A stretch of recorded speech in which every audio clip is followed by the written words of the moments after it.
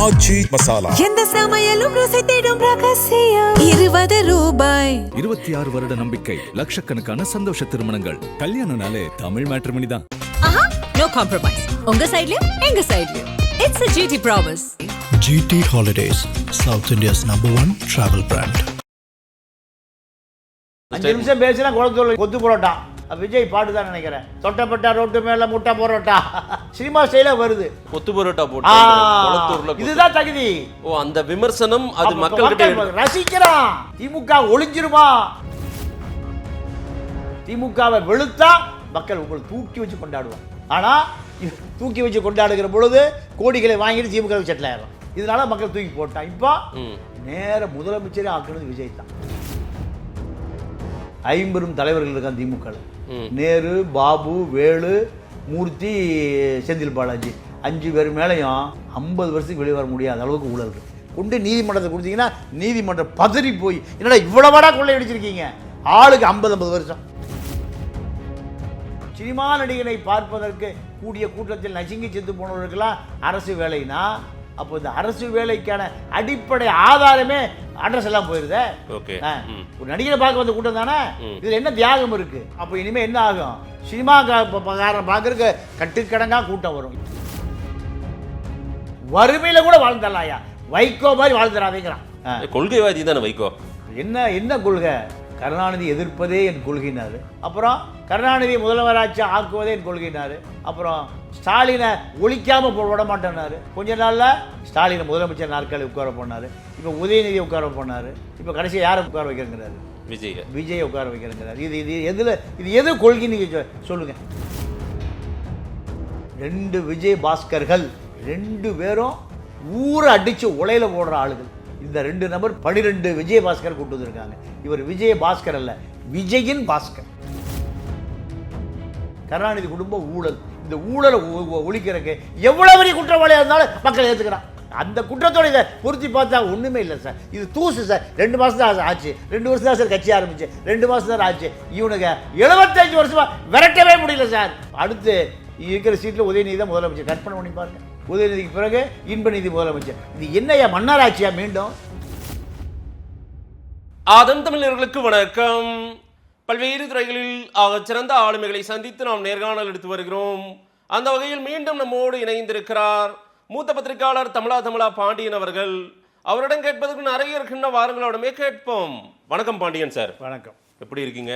நல்லா இருக்கேன். பாண்டியன் சார், ஒரு வழியாக கரூர் போய்விட்டார் தமிழ்நாடு முதலமைச்சர் திரு விஜய் அவர்கள். அந்த கரூர் சம்பவத்துக்கு பிறகாக கிட்டத்தட்ட 8 மாதங்களுக்கு பிறகு கரூரில் போயிட்டு மேடையில் பேசியிருக்கிறார். பல விஷயங்களை சொல்லியிருக்காரு. நான் எவ்வளோ உயரத்துக்கு போனாலும் ஒரு வழி இருக்குமில்ல, அந்த வழி கரூர் எனக்கு நீங்காத ஒரு வழியை கொடுக்குது அப்படின்னாரு. அதே போல் ஒரு நினைவு சின்னமெல்லாம் ஏற்படுத்தணும்னு சொல்லியிருக்காரு. முன்கூட்டியே அந்த கரூர் சம்பவம் நடக்காமல் தடுத்திருக்க முடியும். காவல்துறை நினைத்திருந்தால் அந்த கூட்டத்தை ரத்து செய்திருக்கலாம். ஏன்னா அரியலூரில் பெரம்பலூர் போகும்போது நிறுத்தினவங்க இதை செஞ்சுருக்கலாம்ல அப்படின்னு எல்லாம் சொல்கிறாரு. நீங்கள் எப்படி பார்க்குறீங்க இந்த கரூர் ஸ்பீச்சை திரு விஜய் அவர்கள் பேசுனது? நான் ஒவ்வொன்றா கேட்கணும்னு நினைக்கிறேன். முதல்ல உங்கள் பார்வையில் எப்படி இருந்தது இந்த ஸ்பீச்? இல்லை, இந்த கரூர் சம்பவத்துக்கு பிறகு அவர் கரூருக்கு 8 மாத காலத்திற்கு பிறகு இந்த தாமதமே அவருடைய அரசியல் முதிர்ச்சியின்மை தான் காண்பிக்கிறது. நீங்கள் இப்போ அரசு வேலை, இந்த அரசு வேலை என்பதை தேர்தல் வாக்குறுதியில் அவர் கொடுக்கல. தேர்தல் முடிந்த பிறகும் இந்த அறிவிப்பை செய்யலை. இந்த 2 மாத காலம் ஆட்சி அதிகாரத்தில் அமர்ந்த பிறகு தான் இந்த அறிவிப்பை செய்கிறார். ஆமாம். அப்போது இந்த அறிவிப்பை கூட ஞாபகப்படுத்துவதற்கு சில அதிகார மையங்கள் அவருக்கு ஆலோசனை சொல்லிய பிறகுதான் இந்த அரசு பணிகிற செய்தியை அவர் சொல்கிறார். நீங்கள் உள்ளுக்குள்ள அவருக்கு அந்த உணர்வு இருந்தால் இது 10 முறை சொல்லியிருக்கணும். எப்போ? இந்த சம்பவம் நடந்த பிறகு எங்களுக்காக 41 உயிர் திமுக அரசு அவருடைய கூற்றுப்படி பழி வாங்கி இருக்கிறது. அவர்களுக்கு ஒரு மிகப்பெரிய சோகத்தை, வலியை நிரப்புவதற்கு தாவேக ஆட்சிக்கு வந்த பிறகு அந்த குடும்பத்தில் ஒருவருக்கு அரசு வேலை, இது எப்போ சொல்லியிருக்கணும்? முதல்ல சொல்லி 8 மாதத்துக்கு முந்தையே சொல்லியிருக்கு. அப்போது இந்த அரசியல், அதாவது ஷூட்டிங் வரும்போது வசனம் பேசுவாங்க, ஷூட்டிங் ஸ்பாட்டுக்கு வரும்போது வசனம் பேசுவாங்க. படம் ஆரம்பித்து 1 வருஷம் ஆயிருக்கும். அதே போன்ற ஒரு நிகழ்வாக தான் இது பார்க்கக்கூடியதாக இருக்குது. பிரேமலதா சொல்லியிருக்காங்க, நீங்கள் அரசு வேலை கொடுக்காதீங்க, உங்கள் வீட்டில் வேலை கொடுங்க. 41 பேர் குடும்பத்துக்கு ஒரு சினிமா நடிகரை பார்க்க வந்ததற்காக அரசு வேலையெல்லாம் கிடையாது. உங்களுக்கு விசுவாசமானவர்கள், உங்களை ஆட்சியில் அமர்த்தியவர்கள், நீங்கள் உங்கள் வீட்டில் வேலை கொடுங்கன்னு அந்த மாதிரி சொல்கிறாங்க. இப்போ அதே தான் எதிர்க்கட்சிகளுக்கும் அதே தான் கருத்து, ஆதரவு கட்சிகளும் அதே. அப்போ இருந்தாலும் அவர்கள் இது வெளிப்படையாக சொல்ல முடியல. இந்திய யூனியன் முஸ்லீம் ஆகட்டும், கம்யூனிஸ்டுகளாகட்டும், விசிகாவாகட்டும், காங்கிரஸ் ஆகட்டும், இதை பகிரங்கமாக சொல்ல முடியல. ஆமாம். ஏன்? ஆட்சியில் பங்கு, அதிகாரத்தில் பங்கு. இப்போ அதே கரூர் செந்தில் பாலாஜியை 10 ரூபா பாலாஜின்னு டான்ஸ் ஆடி காமிச்சார். இன்னும் 10 ரூபா வாங்கிட்டு இருக்காங்க, மறுக்க முடியுமா? இன்னும் 10 ரூபா வாங்கிட்டு இருக்காங்க. இல்லை, இப்போ அதுக்கு சம்பள உயர்வு கொடுத்துட்டு 10 ரூபா வாங்கக்கூடாதுன்னு ரூல்ஸ் போட்டாங்க. இல்லை, நேற்று அப்போ 2 மாத காலம் 10 ரூபா யாருக்கு போச்சு? டெய்லி 300 கோடி ரூபா எங்கே போச்சு? பார்ட்டி ஃபண்டா இல்லை மார்டின் ஃபண்டா? யார் ஃபண்டு? இதெல்லாம் மக்கள் சாதாரணமாக கேட்பாங்களா இல்லையா? அப்போது உங்களுக்கு ஏதோ ஒரு ரகசிய பார்ட்டி ஃபண்டு தயாராக இருக்குது, அங்கே இது போய் சேர்ந்துருக்கு. மார்டின் தான் அந்த பார்ட்டி ஃபண்டுன்னு மக்கள் நினைக்கிறாங்க. ஏன்னா உங்களை பாதுகாப்பது ஆதவர்ஜுனுடைய மாமனார் தான் இப்போ மிகப்பெரிய தொழிலதிபர், கொடுத்து வச்சு எப்போ வேணால் வாங்கிக்கலாம். ஓகே. அப்போது இதெல்லாம் பதில் சொல்ல வேண்டிய கட்டாயத்தில் நீங்கள் இருக்கிறீர்கள் விஜய் அவர்களே. இப்போ திமுகவை எதிர்ப்பது தான் எம்ஜிஆர் காலத்திலையும் அரசியல், ஜெயலலிதா காலத்திலையும் அரசியல், இப்போ எடப்பாடி காலத்திலையும் அது அரசியல், இப்போ விஜய் காலத்திலையும் அதுதான் அரசியல். திமுகவை திட்டுவது. ஏன்னா திமுகவை வெளுத்தாதான் தமிழ்நாட்டில் அரசியலை. பல கட்சிகள் உருவானதுக்கு பின்னாடியே திமுக தான். இப்போ திமுகவை நீங்கள் பலமாக எதிர்ப்பீங்க என்பதற்காகத்தான் உங்களுக்கு 108 சீட்டு கிடைச்சிருக்கு. ஆனால் நீங்கள் பலமாக எதிர்க்கவே இல்லை. பலமாக இப்போ நீங்கள் சொன்ன ஏவா வேலு சிங்கப்பூர் டூரிஸ்டாக போயிருக்கார், சுற்றி பார்த்துட்டு இருக்கார். அங்கே பார்த்தவனா போய் படம் எடுக்க போகிறான், செல்ஃபி. இல்லைப்பா நம்ம ஆஸ்பத்திரியில் படுத்துருக்க சொல்லியிருக்கிறேன், படம் எடுக்காத. அப்போ அவர் மருத்துவமனையில் படுத்திருக்கிற கதை பொய். சிங்கப்பூர் டூரிஸ்டாக அவர் 5 நட்சத்திர ஹோட்டலில் சுற்றிட்டு இருக்கார். சரி. அப்போ இதெல்லாம் மாநில அரசு உளவுத்துறைக்கு தெரியுமா தெரியாதா? செந்தில் பாலாஜியோ அசோக்கோ எங்கே இருக்கிறார்கள் என்று உங்களுக்கு கண்டுபிடிக்க முடியலையா? காவல்துறை கண்டுபிடிக்க முடியலையா? இதெல்லாம் யாரை ஏமாத்துறீங்க? அனிதாவை நைட்டு பிடிச்சி காலையில் விட்டுறது, யாரை ஏமாத்துறீங்க? இந்த கரூர் சம்பவத்துக்கு பிறகாக அந்த மக்களுக்கு இப்போ வந்து பணி நிரந்தரம்ன்றது அவங்களுக்கு தற்காலிக பணி கொடுங்க அப்படின்னு மட்டும் கோர்ட் சொல்லியிருக்காங்க. இப்போ ஈவினிங் அதுக்கான ஃபங்க்ஷன் இருக்குது, அப்போ அப்படி தான் கொடுக்க போகிறாரு. ஐயா, அரசு பணி கொடுக்கக்கூடாதா என்ன? இல்லை, அரசு பணி உச்ச நீதிமன்றத்தில் திமுக ஒரு மனு கொடுத்துருக்கு, ஒரு வழக்கு பதிவு செஞ்சுருக்காங்க. அவர்கள் என்ன சொல்கிறாங்க?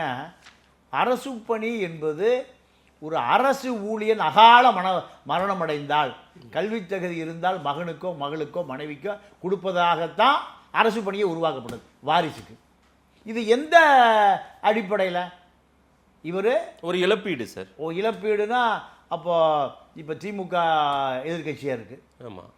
திமுக கூட்டம் பார்க்க வந்த வண்டியில் வரும்போது கார் ஆக்சிடெண்ட்டில் ஒரு 4 பேர் 5 பேர் அகால மரணம் அடைஞ்சிட்டாங்க. திமுக ஆட்சிக்கு வந்து 5 பேருக்கு வேலை கொடுத்துருமா? கள்ளச்சாராயத்தை குடிச்சிட்டு இந்த விக்கிரவாண்டியில் இறந்து போயிட்டாங்க, அதுவும் அகால மரணம் தான். அவர்களுக்கு அரசு வேலை கொடுத்துடலாமா? கள்ளக்குறிச்சியில் குடும்பத்தோடு செத்து போயிட்டான், பொண்டாட்டி செத்து போச்சு, புருஷன் செத்து போச்சு, 2 பசங்க, ஒரு புள்ள 18 வயசு, அவர்களுக்கு அரசு வேலை கொடுத்தா அது நியாயம்? இப்படி பல விஷயங்கள், முரண்பாடான விஷயங்கள். அதாவது ஒரு சினிமா நடிகனை பார்ப்பதற்கு கூடிய கூட்டத்தில் நசுங்கி செத்து போனவர்களுக்கெல்லாம் அரசு வேலைனா, அப்போ இந்த அரசு வேலைக்கான அடிப்படை ஆதாரமே அட்ரஸ் எல்லாம் போயிருதே. ஒரு நடிகரை பார்க்க வந்த கூட்டம் தானே. இதில் என்ன தியாகம் இருக்கு? இதில் என்ன இழப்பீடு இருக்கு? இதில் என்ன அறிவு சார்ந்த விஷயம் இருக்கு?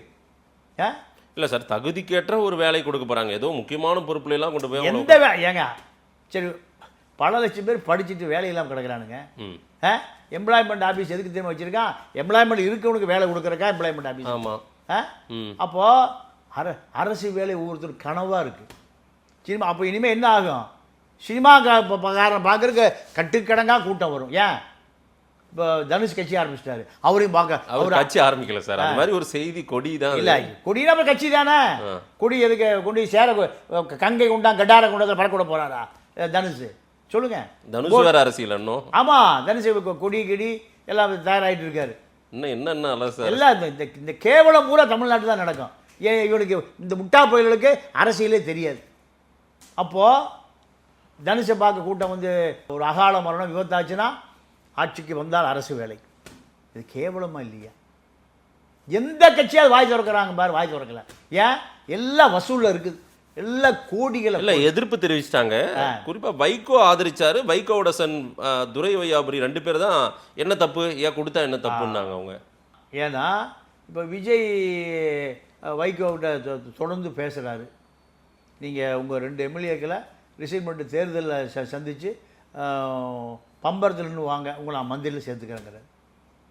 மந்திரி நான் உங்களை சேர்த்துக்கிறேங்கிறாரு.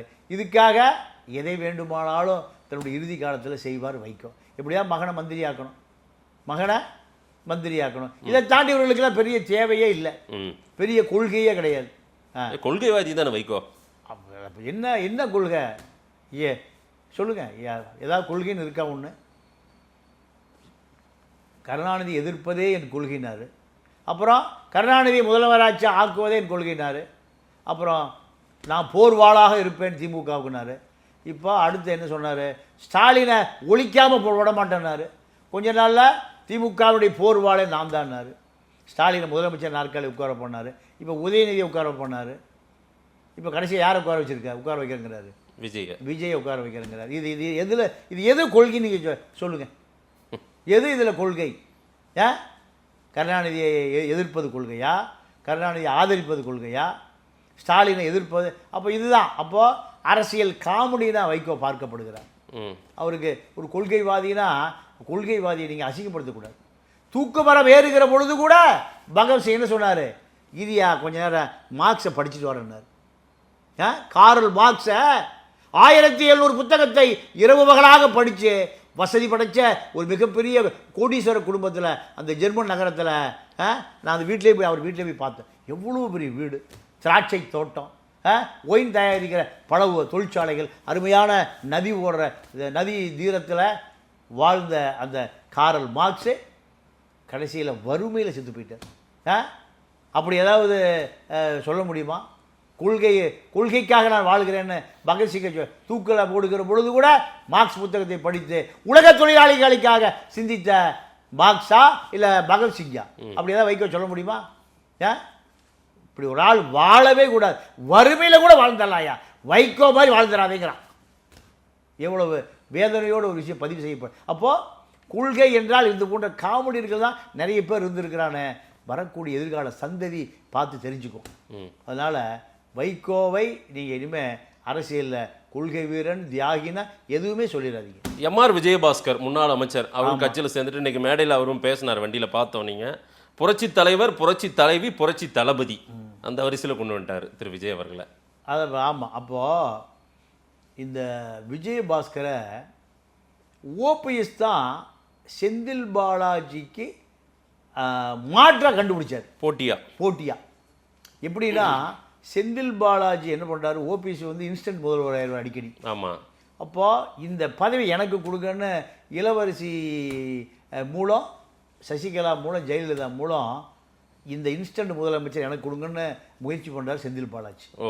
அப்போது செந்தில் பாலாஜியை எப்படியாவது கந்தல் பாலாஜி ஆகணும்னு முடிவு பண்ணி என்ன பண்ணுறாரு? ஓபிஎஸ்க்கு 2 பேர்.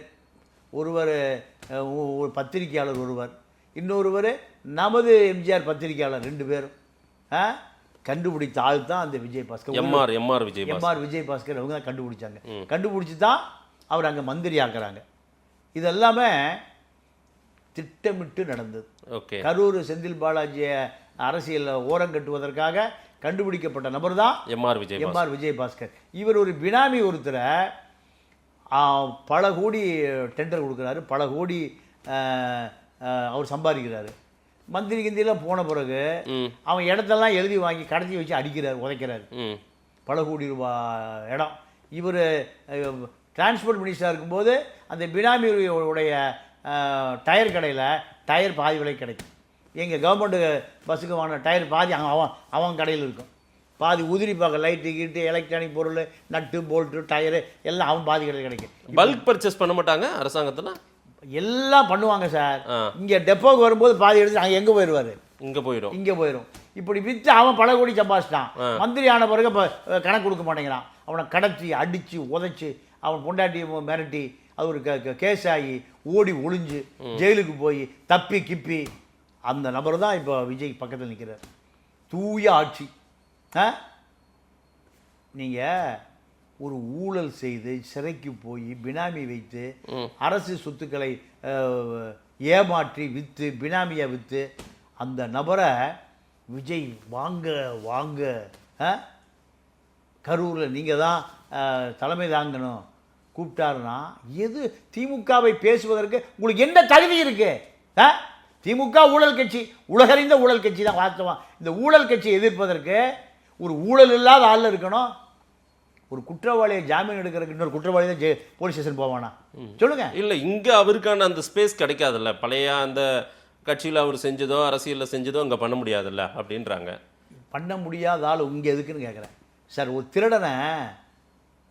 திருடன் ப்ரொஃபஷனல் திருடன், ஹவுஸ் பிரேக்கிங், செயினா திருடு போகிறவன் சார், அதெல்லாம் பழைய கதையை பேசாது சார். இப்போ எனக்கு பக்கத்தில் இருக்கான் சார், இதை ஏற்றுக்கலாமா? மக்கள் ஏற்றுக்குவானா? ஓகே.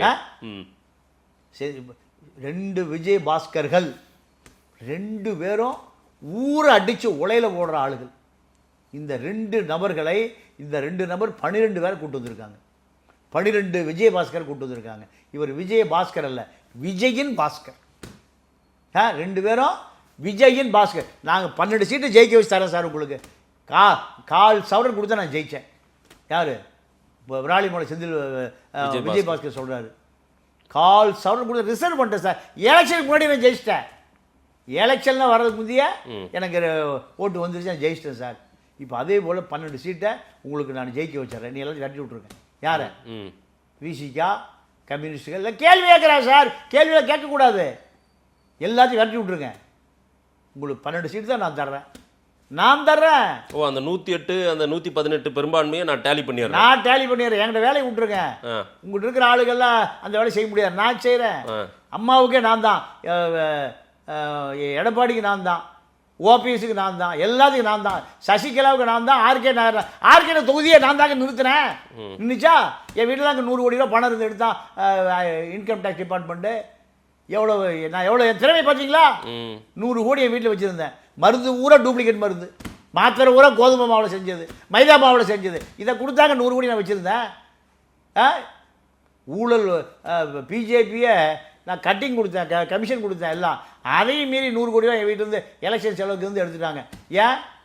டிடிவி ஜெயிக்கக்கூடாது பிஜேபி வந்து எடுத்தான். அப்போது நான் என்னுடைய திறமை, என்னுடைய கடந்த கால ப்ரோஃபைலை பாருங்கள் சார். ஓகே, என்ன சேர்த்துங்க. இது விஷ்ணு ரெட்டி தான் ரெக்கமெண்டேஷன். விஷ்ணு ரெட்டி. விஷ்ணு ரெட்டி எதை சொன்னாலும் விஜய் ரெட்டி கேட்பார்.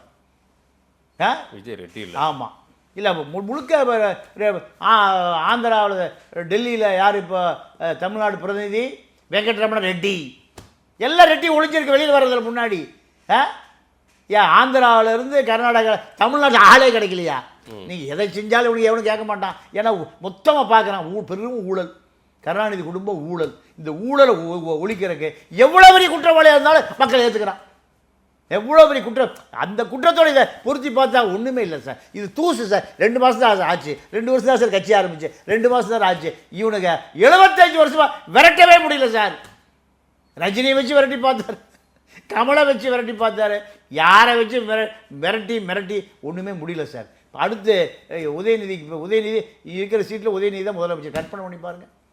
உதயநிதிக்கு பிறகு இன்பநிதி முதலமைச்சர். இது என்னையா மன்னராட்சியா? மீண்டும் ராஜராஜ சோழன் மாதிரி இவர்கள் பூரா அதான் நடக்கலையே. நடந்திருந்தால் இப்போ அதே கூத்து தான் இப்போ இங்கேயும் போயிட்டுருக்கு. இது வரைக்கும் அவர் எவன் ஊழல் செய்து சிறையில் அடைபட்டு சிபிஐ விசாரணை, இன்கம் டேக்ஸ் விசாரணை, என்ஃபோர்ஸ்மெண்ட் விசாரணை, குட்கா ஊழல், குட்காவில் 266 கோடி ரூபா மைனிங்கில் எஸ்ஆர்எஸ் மைனிங் விஜய் பாஸ்கர் ஹைகோர்ட்டுக்கு வழக்கு இருக்குது. இவ்வளோ பெரிய ஊழல்வாதியை சேர்த்து நீங்கள் 12 சீட் ஜெயிக்கணுமா? அப்போ நீங்கள் உங்கள் மீது மக்கள் நீங்கள் படித்தோம் பூரா ஓட்டு போட்டிருக்கான். படிக்காத அப்பாவி மக்கள் அவனை விஜய்க்கு ஓட்டு போடல. என்ன யார் உதயசூரியனை ஒழிக்கணும்யா, உதயசூரியனையும் அதிமுகவையும் ஒழிக்கணும். திராவிட இயக்கத்துக்கு ஒரு முற்றுப்புள்ளி வைக்கணும் யார் வந்தாலும் சரி. ஆனால் நீங்கள் நீங்கள் சொல்லுகிற ஒன்று திமுகவுக்கு என்ன சொல்கிறாரு, தீய சக்தி, தீந்து போன சக்தி அதிமுக. எதுங்க தீஞ்சு கருகியே போச்சான். தீந்து போன சக்தியிலேருந்து 12 பேர் ஏன் இழுக்கிறீங்க? தீய சக்தி இல்லை, அவங்களா அங்கே தலைமை சரியில்லைன்னு அவங்களா தானே வரதா சொல்கிறாங்க. அவங்க வரட்டும், இவங்க கூப்பிட்டோம் சார். நீங்கள் அவர்களை வைத்து தான் அரசியல் கற்றுக்கணுமா? அவர்களை வைத்து தான் அரசியல் பண்ணணுமா? சொல்லுங்கள். அப்போ கொஞ்சம் பேர் ஜெயிலில் ரிலீஸ் பண்ணி அவங்க கொண்டு உட்கார வச்சுங்க.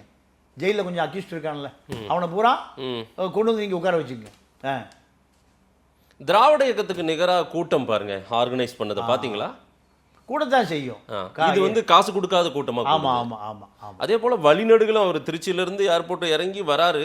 அந்த கரூர் நெருங்கும் போது கிராமம் தோறும் சில இடங்கள் அந்த ஜங்ஷனில் நிற்கிறாங்க மக்கள் கூட்டம் அலையலையா. இது எம்ஜிஆருக்கு நிற்பாங்க இது போன்ற கூட்டம். ஓகே, இது அரசியல் மயப்படுத்த கூட்டம் அல்ல. இது சினிமா கவர்ச்சியில் அதான் சார். ஒரு சினிமா ஹீரோ பார்க்கறத விட சிஎம் பார்க்க வர்றதுன்றது இல்லை. சிஎம்லாம் பார்க்க வரல, நீங்கள் அப்படி இல்லை. அதாவது சேலத்தில் நயன்தாரா ஒரு நகைக்கடைக்கு போகும்போது 1 லட்சம் பேர் கூடணும். நயன்தாரா சேலத்தில் ஒரு நகைக்கடைக்கு ரிப்பன் வெட்ட போகும்போது 1 லட்சம் பேர் கூடணும் நயன்தாராவை பார்க்க. சினிமாவிடமிருந்து அரசியலை பிரித்தெடுக்க வேண்டிய ஒரு கடினமான வேலை இருக்குது தமிழ்நாட்டில்.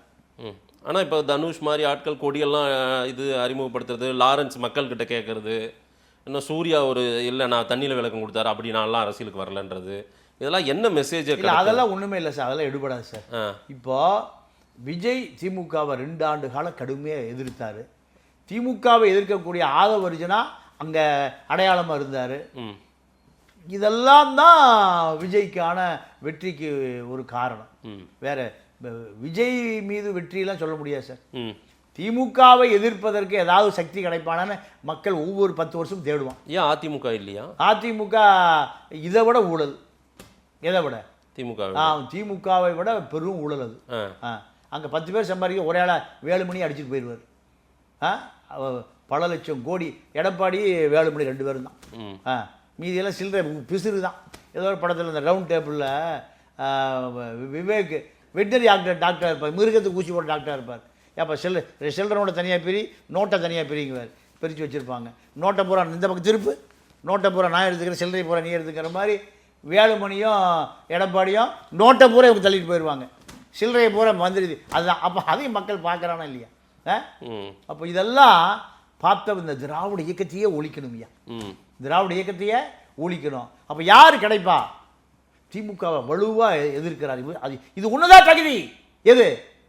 ஸ்டாலின் வரையா பார்த்துக்கலாமா? கொத்து பரோட்டா போட்டு இதுதான் தகுதி. ஓ, அந்த விமர்சனம் அது மக்கள் ரசிக்கிறான். திமுக ஒளிஞ்சிருமா? திமுக ஆசிட்டை ஊற்றிட்டானா, கொத்து பரோட்டா போட்டானு ஒரு 50 வயசு பையன், அவங்க அப்பாவுக்கு 100 வயசு இருந்தப்போ 100 வயசு ஆயிருக்கும். யாருக்கு? கருணாநிதிக்கு 100 வயசு ஆயிருக்கும். பெரியாருக்கு அவருக்கும் ஏறக்குறைய 2-3 மாதத்துல வித்தியாசம். ஆமாம். இப்போ இதை ஒழிக்கிறதுக்கு ஏதாவது முடியுமாடா அந்த கருணாநிதி கும்பலை, திராவிட இயக்கத்தை? அதனால தான் போய் டான்ஸ்காரி ஜெயலலிதா முதலமைச்சர் ஆக்கணும். வேற எந்த தகுதியும் இல்லை. அம்மா கத்திரிக்காய் மூப்பனார் வீட்டில் டான்ஸ் ஆடிட்டு மூப்பனார் தம்பி கல்யாணத்து அம்மா டான்ஸு. அதனால் எல்லாரம்மா அந்த மாதிரி இருக்காதுங்க. டான்ஸ் முடிஞ்சோன்னு மூப்பனார் டான்ஸ் ஆடுவார். அதனால் இதெல்லாம் அசிங்க சார். தமிழர் சொல்கிறதுக்கே கேவலமாக இருக்குது சார். அம்மானா அது எவ்வளோ பெரிய தியாகம் தெரியுமா உங்களுக்கு? ஈ கடிக்காமல் எறும்பு கடிக்காமல் ஒரு குழந்தையை வளர்த்தி ஆளாக்கி, அதுதான் தாய்.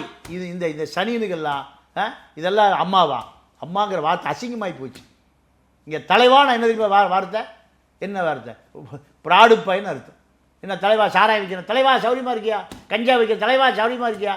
ரிக்ஷாவோட தலைவா கேட்குறீங்களா? தலைவாங்கிறது யாரை சொல்கிறான்? தெருவில் உட்காந்து புரோட்டா போட்டுருக்கான்ல, இந்த தலைவர் எப்படி இருக்க? அப்போ தலைவர் இங்கே அசிங்கமாக போச்சு, அம்மா இங்கே அசிங்கமாக போச்சு. விஜய் அப்ப திமுகவை குறிவைத்து தாக்குவதே இந்த மக்கள் இதுதான் தகுதி, இதுதான் தகுதி, தகுதி, இதுதான் தகுதி, வேற எந்த தகுதி அது அதிகப்படுத்தினாவே போதும்னு நினைக்கிறேன். அதுதான் ஜெயலலிதா அரசியல், அதுதான் எம்ஜிஆர் அரசியல், அதுதான் கடந்த காலங்களில் சீமான் அரசியல், அதுதான் விஜயகாந்த் அரசியல், அதுதான் ராமதாஸ் அரசியல், அதுதான் வைகோ அரசியல், அதுதான். திமுகவை வெளுத்தா மக்கள் உங்களை தூக்கி வச்சு கொண்டாடுவாங்க. ஆனால் தூக்கி வச்சு கொண்டாடுகிற பொழுது கோடிகளை வாங்கிட்டு திமுக செட்டில் ஆயிடலாம். இதுதான் நடந்தது. இதனால மக்கள் தூக்கி போட்டான். இப்போ நேர முதலமைச்சரே ஆக்குனது விஜய் தான். ஸ்டாலின் அங்கிள் இதை இந்த நான் சொல்ற கூட்டணிக்கு யாராவது அந்த கட்சி இருந்ததா? யாருக்கா இருந்ததா சொல்லுங்க. அதான் வாயத்திறங்க சிஎம்னு சொன்னாங்க. நான் பேச ஆரம்பிச்சேன், கொளத்தூர்ல கொத்து பரோட்டா போட்டாங்க. ஆமா, 5 நிமிஷம் பேசினா கொளத்தூர்ல நீங்க தோத்தே போயிட்டீங்க. இப்போ கொத்து பரோட்டா விஜய் பாட்டு தான் நினைக்கிறேன். தொட்டப்பட்டா ரோட்டு மேல முட்டை பரோட்டா, இதுதான் கதை. அப்போ சினிமா ஸ்டைலாக வருது. திமுகவை கொத்து புரோட்டா போட்டாலும் சரி, சத்து புரோட்டா போட்டாலும் சரி, திருட்டு திமுக, இதுதான் தகுதி. விஜயனுடைய தகுதியே இதுதான். இந்த தில்லு திராணி எல்லாம் விஜய் இருக்குன்னு மக்கள் நம்புறான், ஓடு போடுறோம், வேற எதுவுமே இல்லை சார். இந்த இடைத்தேர்தலையும் அவர் ஒரு ஸ்டேட்மெண்ட் சொல்றாரு, காலகாலத்துக்கும் எழுந்திருக்க முடியாத அளவுக்கு நீங்க தண்டனை கொடுக்கணும்ன்றாரு. அப்போ மக்கள் கொடுப்பான், கண்டிப்பா கொடுப்பான். திமுகவை ஒழிக்காம தூங்கக்கூடாதுன்னு பல பேர் மக்களுடைய கனவு சார் இது. ஏன்னா தத்துவங்களின் தலைவன் காரல் மார்க்ஸ், தவறுகளின் தலைவன் தீய சக்தி கருணாநிதி, ஜெயலலிதா உட்பட எம்ஜிஆர் உட்பட இது மக்கள் மனதில் நீண்ட காலமாக உருவாக்கப்பட்ட ஏற்றப்பட்ட செய்தி எது?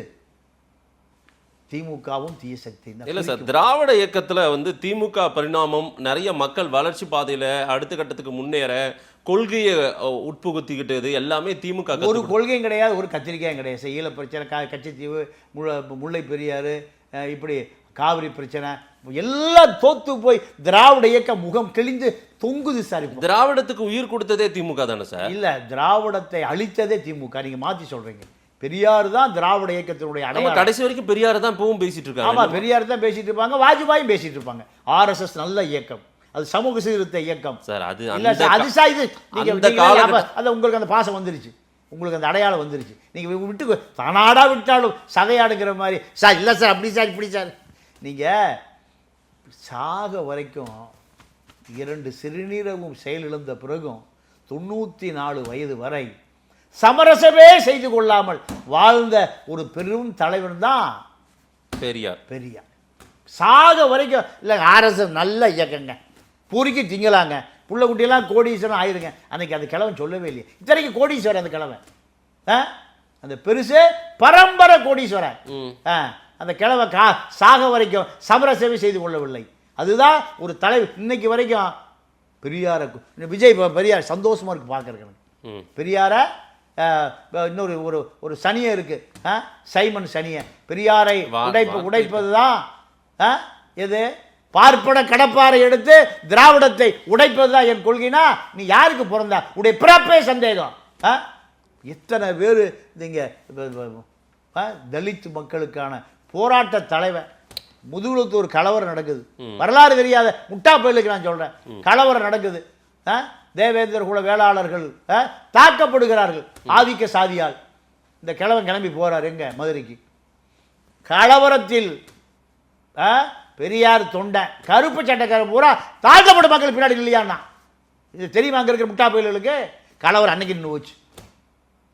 உலகத்தில் எவனாவது ஏழு பூரா இந்த எவன் பாதிக்க 50 நிப்பாண்டா, போய் போராடு, இப்படி சொன்னவர் பெரியார். ஒடுக்கப்பட்ட மக்களுக்கு பின்னாடி நான் இப்ப என் தொண்டை நிற்பான், அவன் ரத்தம் சிந்துவான், அவனுடைய ரத்தத்துக்கு பிறகுதான் ஒடுக்கப்பட்ட மக்களை யாரு கை வைக்க முடியும். இப்படி சொன்ன ஒரு வரலாறு எந்த நாய்களும் பேசுறது இல்லை. வரலாறு பூரா கோடம்பாக்க தெருவில் நிற்குது. விஜய மக்கள் ஏத்துக்கிட்டதுக்கு ஒரே ஒரு கருணாநிதி எதிர்ப்பு, திமுக எதிர்ப்பு. தொடர்ந்து அவர் அதை நிலை பண்றாரு பாத்தீங்களா? தீய சக்தி 10 நிமிஷம் பேசுனா 8 நிமிஷம் எது? திமுக. ஜெயலலிதா 10 நிமிஷம் பேசுனா 8 நிமிஷம் எது? அதே ஸ்டைல் ஃபாலோ பண்ணி இதை பண்ணியாடி அடுத்த முதலமைச்சரியா, அடுத்த நீதான் 10 ஆண்டு காலம் இதை மட்டும் விடாம ஃபாலோ பண்ண மக்கள்கிட்ட அந்த திமுக எதிர்ப்புங்கிறது புறையோடி போயிருக்கு. ஆனால் திமுகவையும் தமிழ்நாட்டையும் பிரிக்கவே முடியாதே சார். ஆமாம், காங்கிரஸையும் தமிழ்நாட்டையும் பிரிக்கவே முடியாது, பாஜகவையும் தமிழ்நாட்டையும் பிரிக்கவே முடியாது, அண்ணாமலையும் தமிழ்நாட்டையும் பிரிக்கவே முடியாது, திமுகவையும் தமிழ்நாட்டையும் பிரிக்க முடியாது, ஒழிக்க முடியாது. ரெண்டு கரெக்ட் தான் சார். கருணாநிதி காலத்திலே திமுக தோற்று போச்சு சார். 2006-11 மைனாரிட்டி திமுக. ஆமாம், ஜெயலலிதாவை நம்பி ஓட்டு போட்டான் மக்கள். ஜெயலலிதாவை முதலமைச்சர் ஆக்கினான். ஜெயலலிதாவை தோக்கவும் அடித்தான். ஆனால் எம்ஜிஆர் காலத்தில் அதிமுக தோக்கவே இல்லை. ஆமாம், எம்ஜிஆர் காலத்தில் தோற்க எம்ஜிஆர் உயிரோடு இருந்தால் இன்னைக்கு வரைக்கும் அதிமுக தான் ஆளுங்கட்சியார்.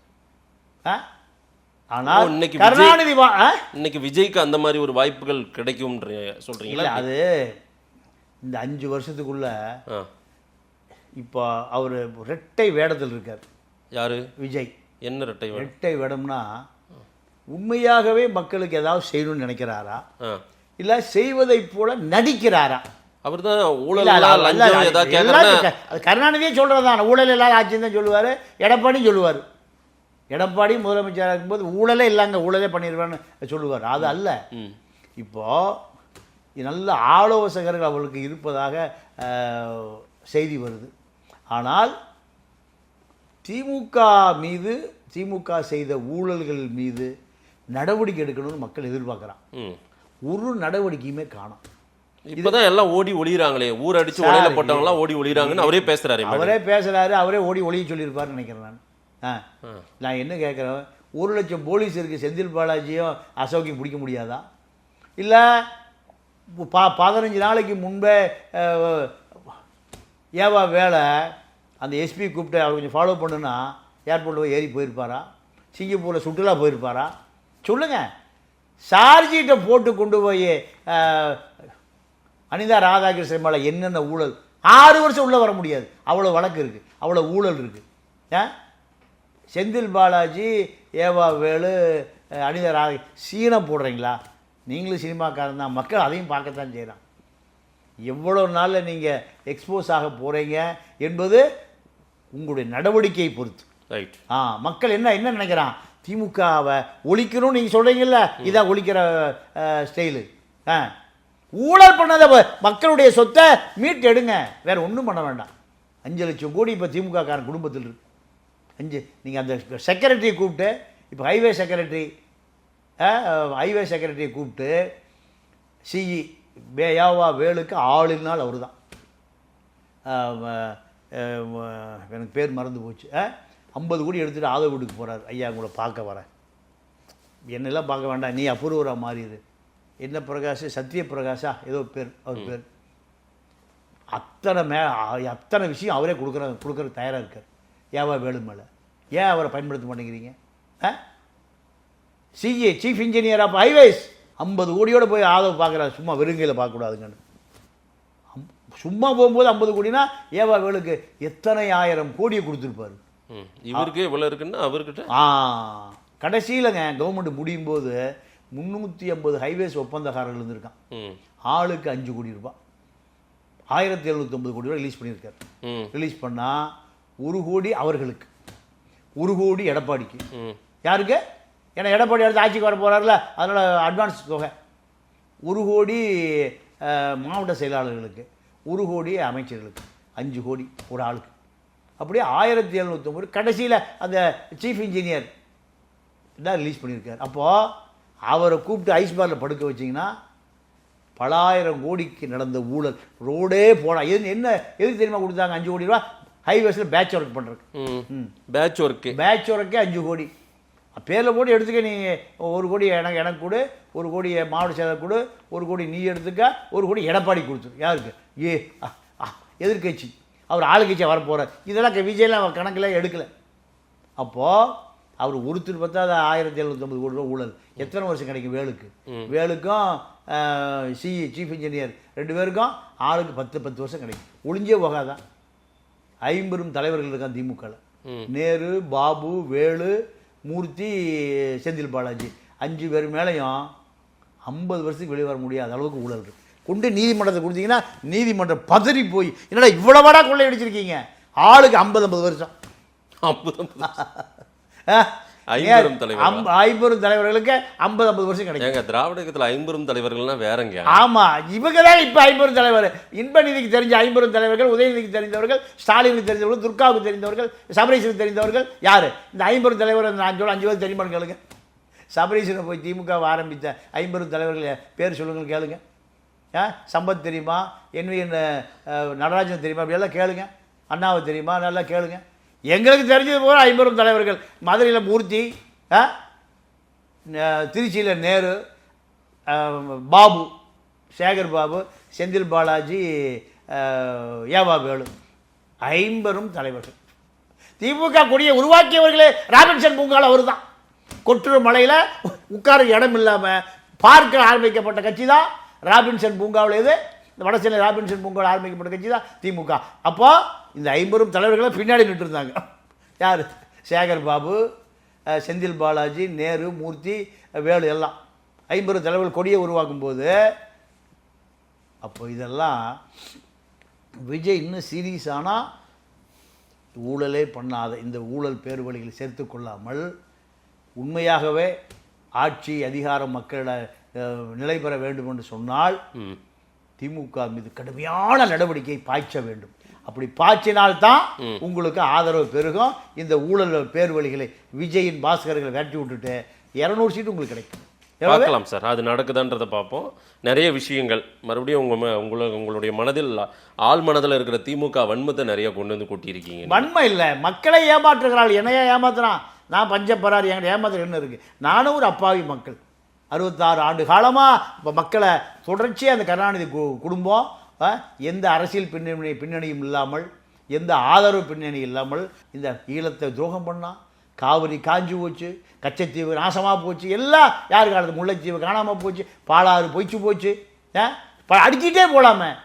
இதெல்லாம் நான் நினைக்கல, அப்பாவி மக்கள் நினைக்கிறான். மக்கள் என்ன சொல்கிறாங்கன்னு பார்ப்போம் சார். நேரில் வந்து நேரம் கொடுத்து பேசுமிக்கு நன்றி பாண்டியன் சார். நன்றி, வணக்கம்.